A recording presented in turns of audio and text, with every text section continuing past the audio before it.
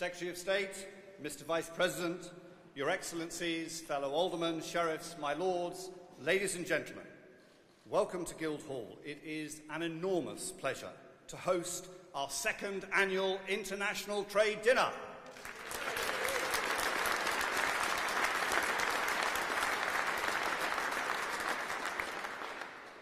As you saw from the video, even though tonight we are in historic Guildhall, a building older than the UK Parliament, the City of London and the UK are modern places, focused on innovation and establishing long-lasting global trading relationships.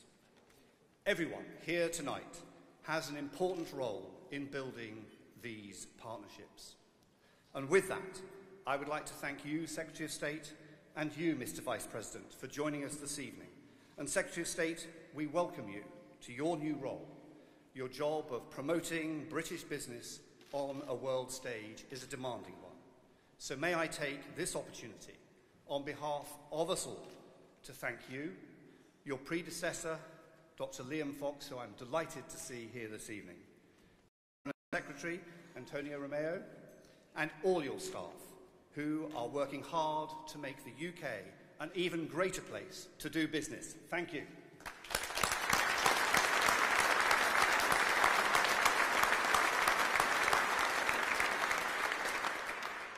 And Mr. Vice President, it is a great honour to welcome you here tonight as part of your European visit. The UK's relationship with the United States of America is of vital importance, and we take great pride in recognising that tonight, through your presence, sir, we are truly grateful to you for being able to join us this evening. Thank you very much.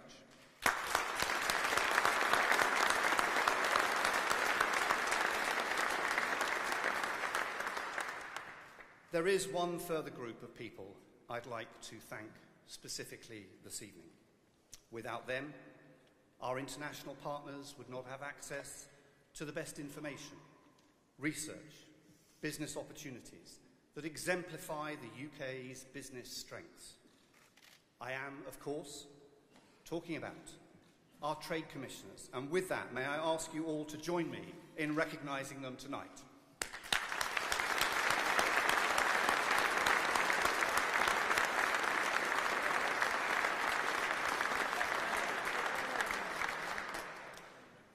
Ladies and gentlemen, the video we just saw is just one part of the British business success story. The UK jobs market has remained resilient. Jobs creation has been robust. Indeed, between April and June, over 115,000 new jobs were introduced into the market. And we have very recently seen the strongest earnings growth in 11 years. As deliberations take place on the UK's exit from the EU, this gives us one of the best starting points we could hope for. The UK is a world leader in life sciences, aeronautical engineering, energy, pharmaceuticals, battery technology.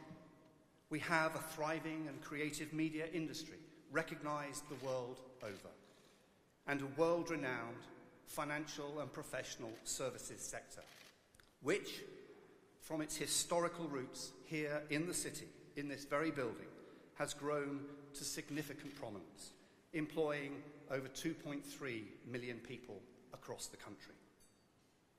The sector has the largest financial and professional services trade surplus of any country, standing at £61 billion. Every day, £2.2 trillion in foreign exchange is managed through the UK.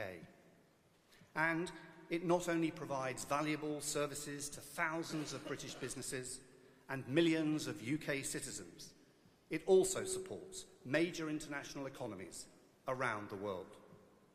It is a sector that attracts millions of pounds of foreign direct investment. Over the past 5 years, the United States, Switzerland, China, Sweden and Spain have invested in over 200 UK financial and professional services projects, creating over 7,000 jobs alone. This is, unquestionably, a UK international trade success story. Of course, international trade has been an important part of the city life for hundreds of years, from the shipping lanes of the Thames in the 1700s to the modern London Stock Exchange. And I'm proud to continue this history as an international representative for our financial and professional services, whether that's through hosting major conferences here in London with the Gulf or India, where we welcome the then Prime Minister, inviting British business leaders to see the opportunity in these markets, or through my international visits, where I've been promoting international trade with the US, Europe, Asia, and across the globe, visiting 20 countries in the last 9 months. On each visit, a delegation of British businesses joins me in helping to create more partnerships. And what is so important about these partnerships, more so now than ever, is reciprocity. It is a fundamental part of any UK trade deal, how both countries work together to support each other's economies. And it's not just transactional, it is a cultural exchange, introducing new ways of thinking about business. And in many respects, financial and professional services are leading the way, whether that's through green finance, ensuring that all investment is sustainable, or our fintech sector, which is working around the world, offering more ways for those who have never had a bank account to access and save their money. The UK is uniquely placed to transform and modernise this centuries-old industry by working across borders to collaborate internationally to improve services. And that collaboration and its future is where I want to conclude. Regulation can make or break these partnerships. As traditional borders become challenged through digitisation of industries, a new, united approach to regulation is needed to ensure that business and expertise can flourish across the world. Here in the city, we have worked closely with politicians, regulators, and international authorities. And this work, led by our Chair of Policy, Catherine McGuinness, has helped develop models of regulation for financial and professional services, like the one proposed by the International Regulatory Strategy Group, which is a blueprint for modern trade in services. One that is based on the highest international standards over which the UK has had so much influence. It is regulation like this on which we need to focus, agile and comprehensive, that takes account of how business is done in the 21st century. Ladies and gentlemen, tonight we're here to acknowledge the UK's international place in the world, working alongside old friends and forging new partnerships. Partnerships based on opportunity and continued prosperity, fueled by trade. And most importantly, fueled by the hard work of those here this evening. Thank you very much.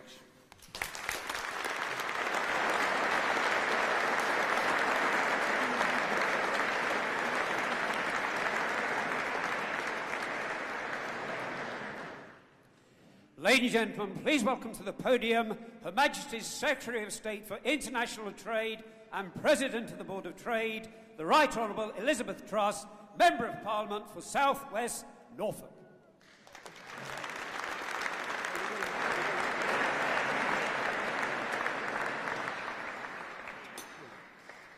Good evening.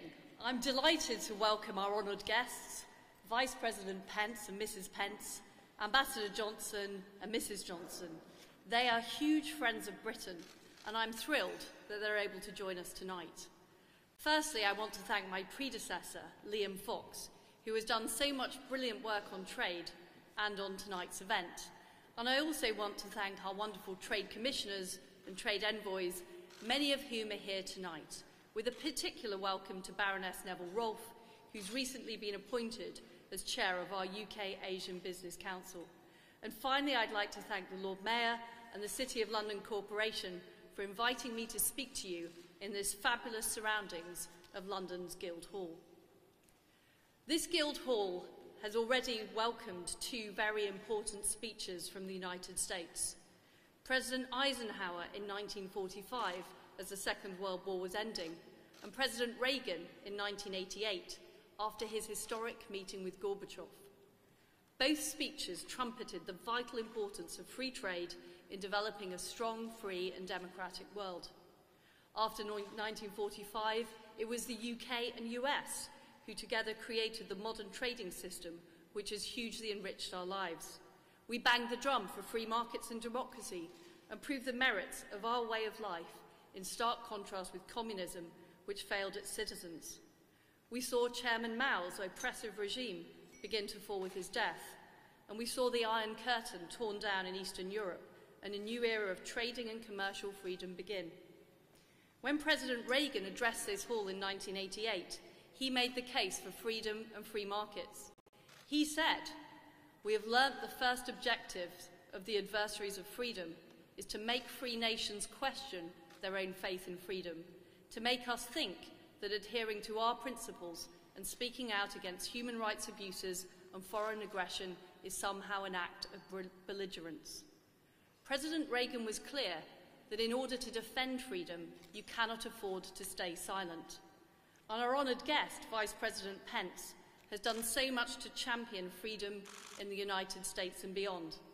Mr. Vice President, you have a consistent record as Governor of Indiana in giving people more freedom over their own lives through cutting taxes, boosting voucher programs and setting up charter schools, similar to our free schools here in the UK. 1945 and 1988 were two crucial moments in which our two nations defended freedom. And I want 2019 to be remembered as another great year, when the US and the UK again join forces to make the case for freedom across the world. The City of London encapsulates free trade.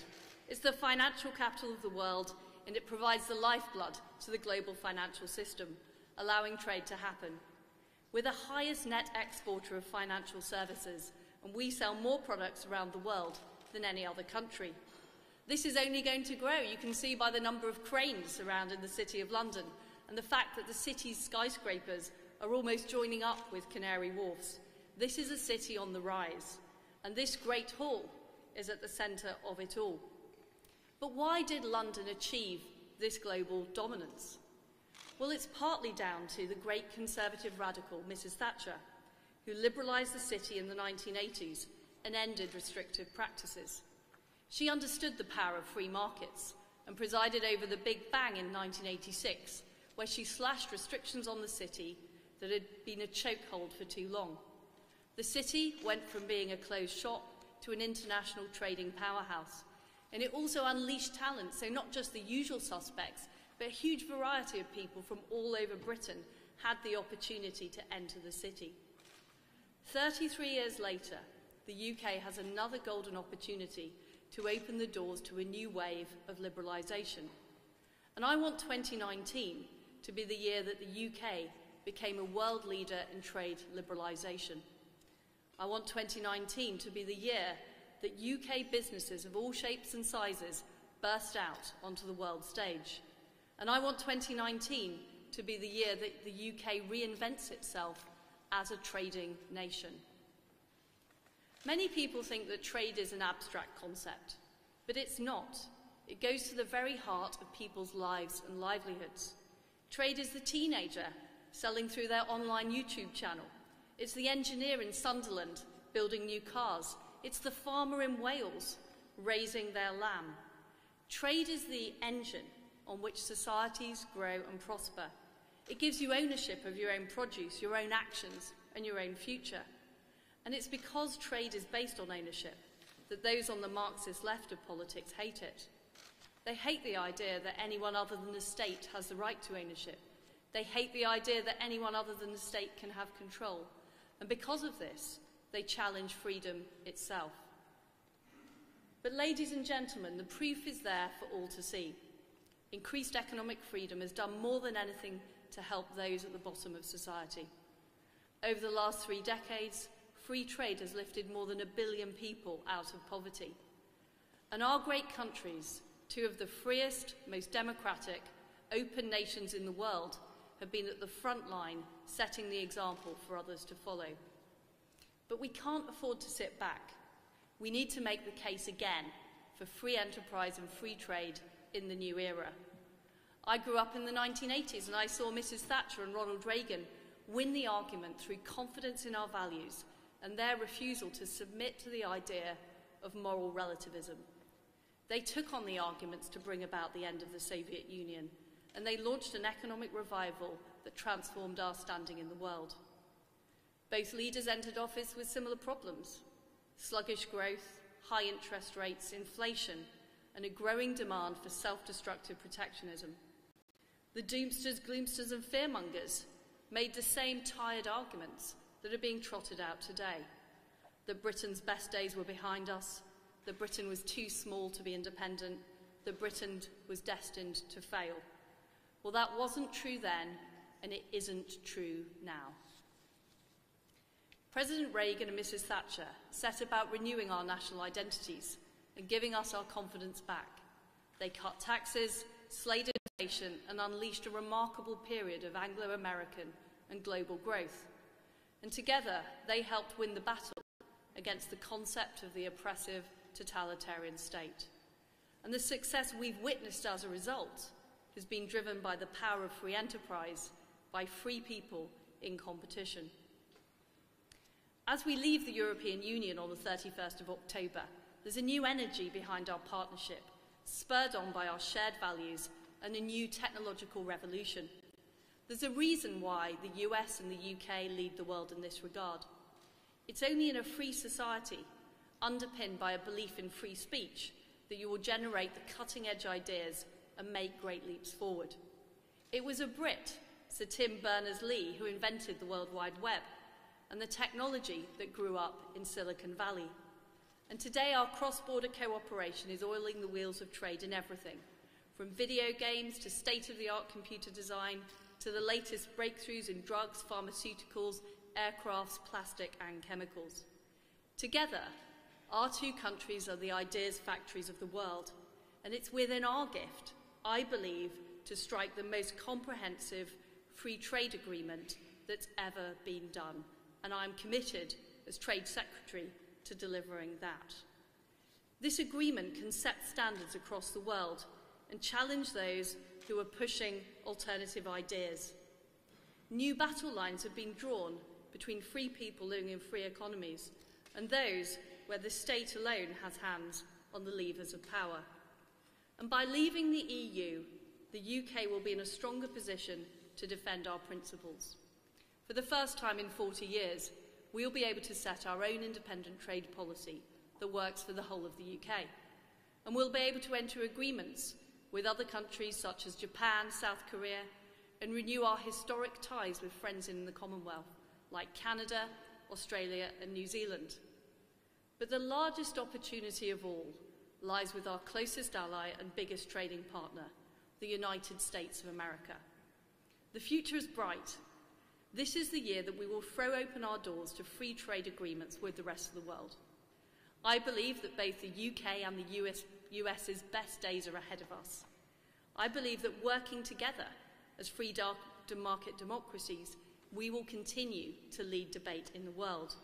And I believe there are huge opportunities before us that will enhance the prosperity and freedom of our people. It's 33 years since the Big Bang of 1986. Let's make 2019 the Big Bang year for free trade. Thank you.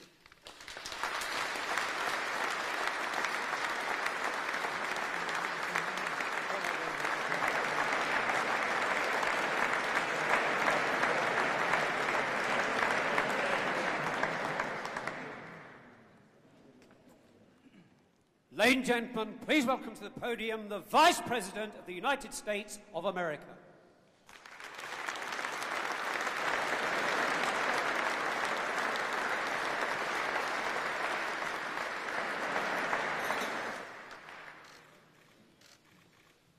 To Secretary of State Elizabeth Truss, the Lord Mayor Peter Estlin, Ambassador Johnson, distinguished guests, ladies and gentlemen. It is a profound honor for my wife Karen and me to join you here in the Great Hall of Guildhall for this second annual International Trade Dinner. Thank you for the honor.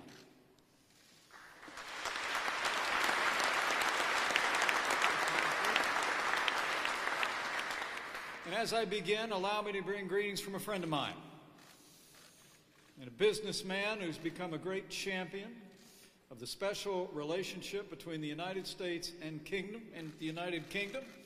Allow me to bring greetings and the warmest regards from the President of the United States, President Donald Trump.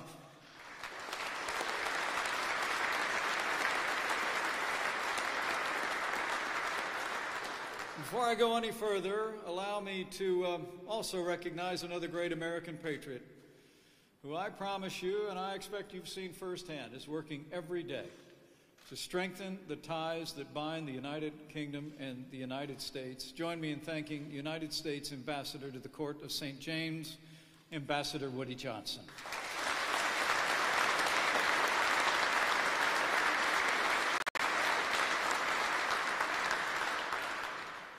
Many of you may know this is my first visit to the United Kingdom as Vice President of the United States. And I stand before you tonight. It's deeply humbling to think back on all the great events in the history of English-speaking peoples that occurred in this hallowed spot, some of which have been spoken of here tonight. But for nearly 2 millennia, the citizens of London have braved the slings and arrows of outrageous fortune, have been citizens of no ordinary city, and have demonstrated again and again the strength that has caused them to grow in the esteem of freedom-loving people the world over.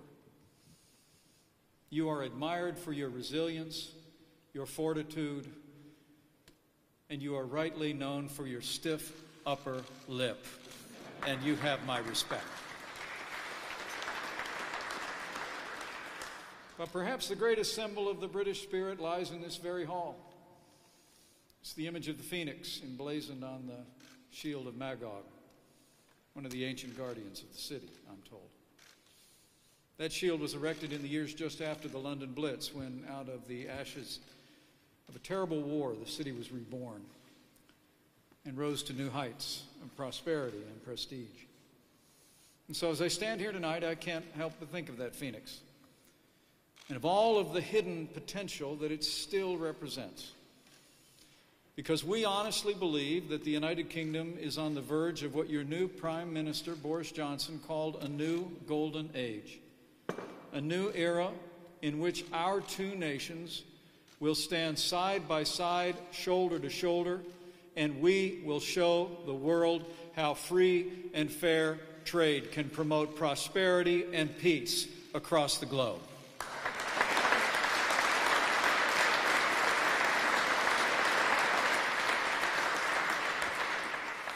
Earlier today, it was my great honor to meet with Prime Minister Johnson at 10 Downing Street. I offered the President's regards, and I assured him that the United States of America supports the United Kingdom's decision to leave the European Union. I told him President Trump also asked me to convey that the United States of America is ready, willing, and able to do a free trade agreement with the UK immediately upon the completion of Brexit.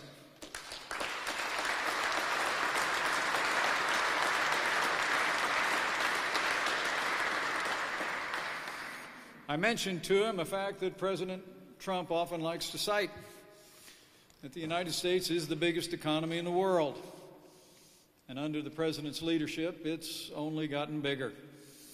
I'm proud to report to you that the American economy is booming. From the earliest days of our administration, this President rolled up his sleeve and went to work to keep the promises we made to the American people. We cut taxes across the board for working families and businesses large and small. We rolled back regulations at a historic pace. We unleashed American energy, and the results have been remarkable. Since Election Day 2016, I'm proud to report that American businesses, large and small, have created more than 6 million new jobs. Unemployment in our country has hit a nearly 50-year low. Our stock market is soaring, and wages are rising at the fastest pace in more than a decade. We've also worked to open up markets around the world to American products. Argentina to American pork, Vietnam to American corn and wheat, and the European Union to American beef.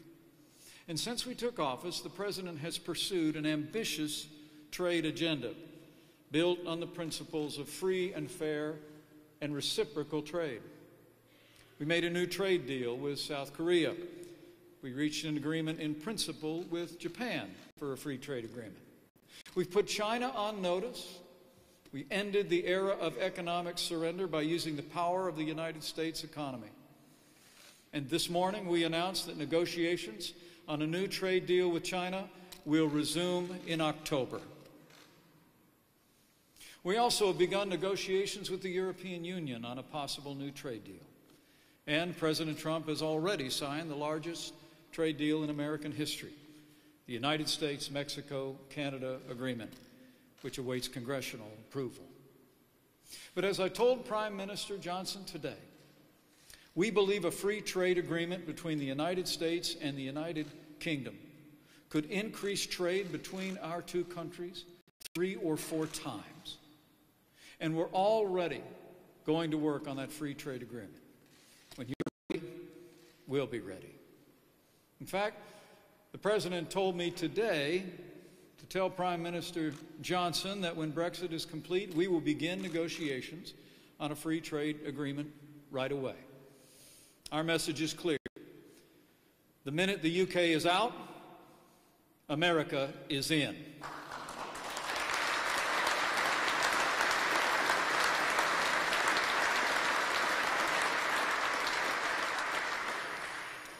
When I told him that, your Prime Minister said, "Fantastic."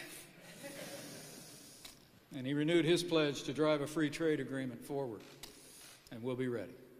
He actually described the proposal, in his words, as a wonderful, massive opportunity for UK folks. And we believe it's a wonderful, massive opportunity for people on both sides of the Atlantic. With the cameras in the room and after he left, the Prime Minister made the point that some things are off the table, although I can see right now that we're going to have some pretty tough discussions over chlorinated chicken. But all kidding aside, let me be clear. The United States stands without apology for a strong, prosperous, and free United Kingdom. We always have.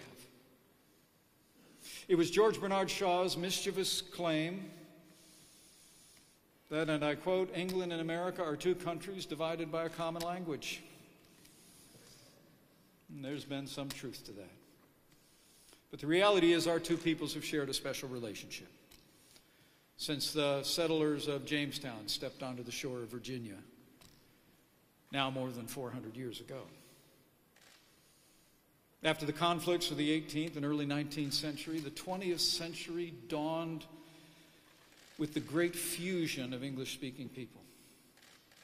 The bonds of a shared language, a shared history, a shared vision of the future proved far stronger than any differences we had in the past. And ultimately, it was based on what draws our two countries together, what unites us in an almost brotherly affection, is our two people's common and heartfelt love of freedom. As I joined the leaders of more than 40 nations in Warsaw on Saturday, to commemorate the 80th anniversary of the outbreak of World War II, I couldn't help but reflect on the times over the course of the last century when the shadow of tyranny fell over Europe and our nation's finest locked arms to defend the God-given liberties that make our partnership the envy of the world. Together, we stormed the beaches of Normandy to free Europe from Nazi Germany. Together, we stared down the Soviet Union and liberated millions trapped behind the Iron Curtain. And together, for more than 70 years, Old Glory and the Union Jack have flown high and proud in the defense of freedom, and they fly together today. Ever since our two countries signed the Atlantic Charter in 1941, our nation's leaders have worked side by side to confront any and all threats to our way of life. In fact, they've worked so closely together that they've often become good friends. Before President Trump and Prime Minister Johnson, there were Reagan and Thatcher, Kennedy and Macmillan, and of course, Roosevelt and Churchill. You know, there's an old story that I think captures very well how close our two nations have become over the years. It was during the darkest days of World War II, just after the bombing of Pearl Harbor, when Winston Churchill was staying at the White House. One morning, eager to hear Churchill's reaction to a new idea, President Roosevelt wheeled himself into the great man's room, only, as he would later record, only to find the PM, quote, stark naked and gleaming pink from his bath. Immediately, the president begged his pardon, but Churchill apparently shrugged him off. No, no, that lion-hearted man said, adding, the Prime Minister of Great Britain has nothing to hide from the President of the United States.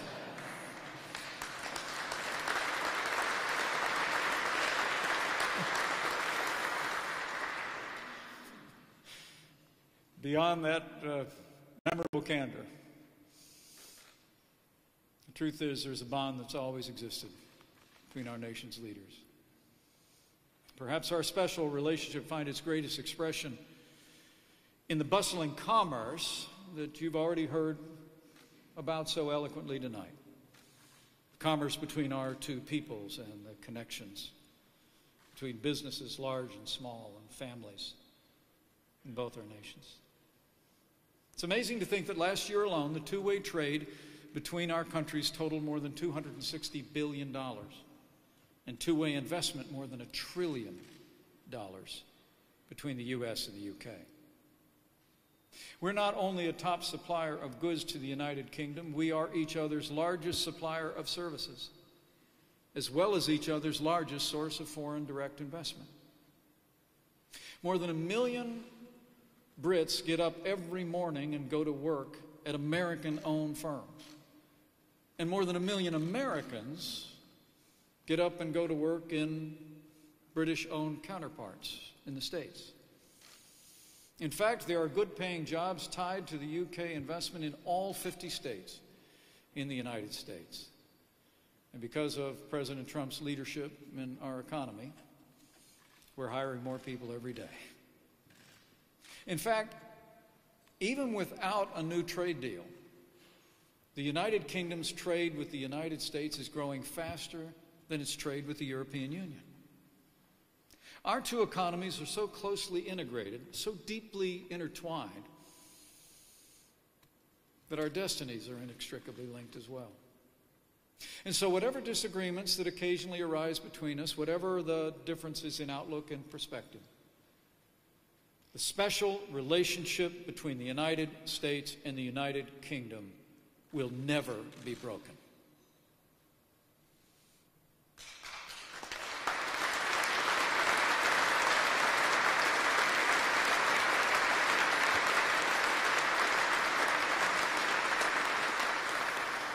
We know that we rise together, we grow together.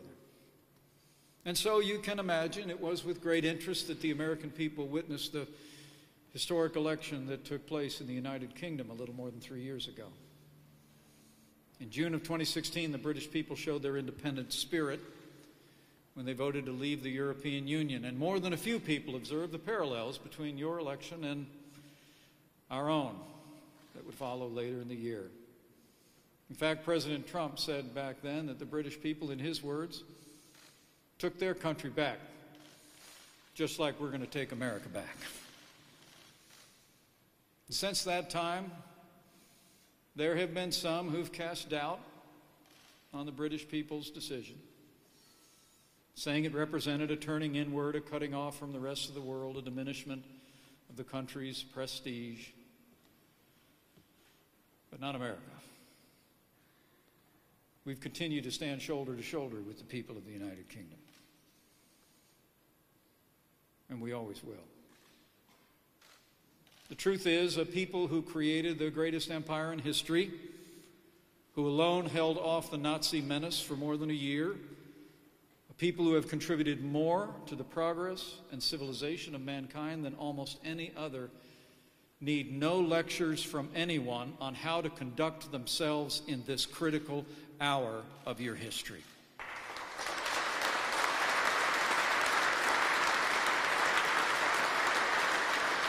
That's our view. Now, we know a trade deal with the United States isn't the sum of your ambitions, it's only the beginning. I believe if we're to ensure that the 21st century witnesses a renaissance of commerce between freedom-loving countries, it'll be the United States and the United Kingdom that lead the way. Only by opening our markets to each other will we be able to inspire other countries to open their markets to our people. Only by raising the standards of our bilateral trade can we hope to raise the standards of international commerce. And only by working together hand in hand will we claim this new era of peace and prosperity that the hardworking people of our country so richly deserve. But it'll all be born of the unity between our people, forged in the fires of the 20th century, steeped in deep tradition and history. And probably best encapsulated in a speech that was given before our United States Congress by Prime Minister Winston Churchill.